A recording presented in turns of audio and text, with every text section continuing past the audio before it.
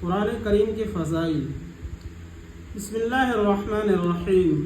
حضرت سعد بن عبادہ رضی اللہ عنہ روایت کرتے ہیں کہ رسول اللہ صلی اللہ علیہ وسلم نے ارشاد فرمایا، جو شخص قرآن شریف پڑھ کر بھلا دے تو وہ قیامت کے دن اللہ تعالیٰ کے یہاں اس حال میں آئے گا کہ کوہ کے مریض کی وجہ سے اس کے اعضاء جھرے ہوئے ہوں گے۔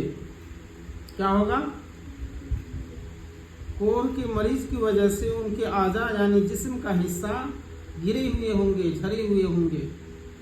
قرآن کو بھلا دینے کی کئی مطلب بیان کیے گئے ہیں۔ ایک یہ ہے کہ دیکھ کر بھی نہ پڑھ سکے، دوسرا یہ ہے کہ زبانی نہ پڑھ سکے، تیسرا یہ ہے کہ اس کی تلاوت میں غفلت کرے یعنی سستی کرے، چوتھا یہ ہے کہ قرآنی احکامات کو جاننے کے بعد اس پر عمل نہ کرے۔ حضرت عبداللہ بن عمر رضی اللہ عنہ روایت کرتے ہیں کہ رسول اللہ صلی اللہ علیہ وسلم نے ارشاد فرمایا، قرآن کریم کو 3 دن سے کم میں ختم کرنے والا اسے اچھی طرح نہیں سمجھ سکتا۔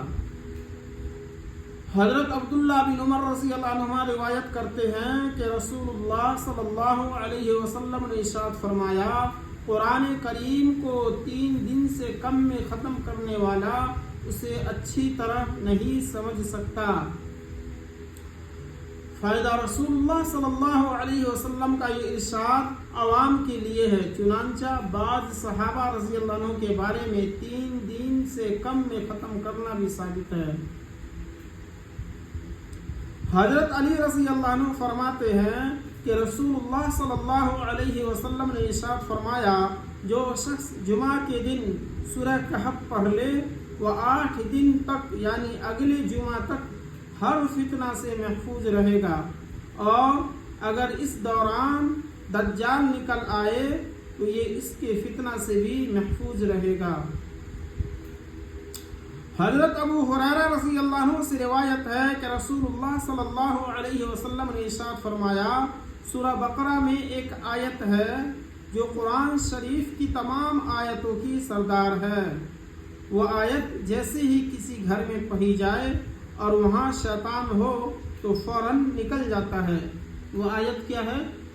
آیت الکرسی۔ کیا ہے؟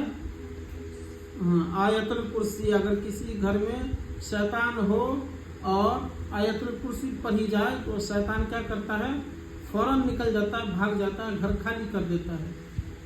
اللہ تبارک و تعالی ہم سبوں کو کہنے سننے زیادہ عمل کی توفیق عطا فرمائے۔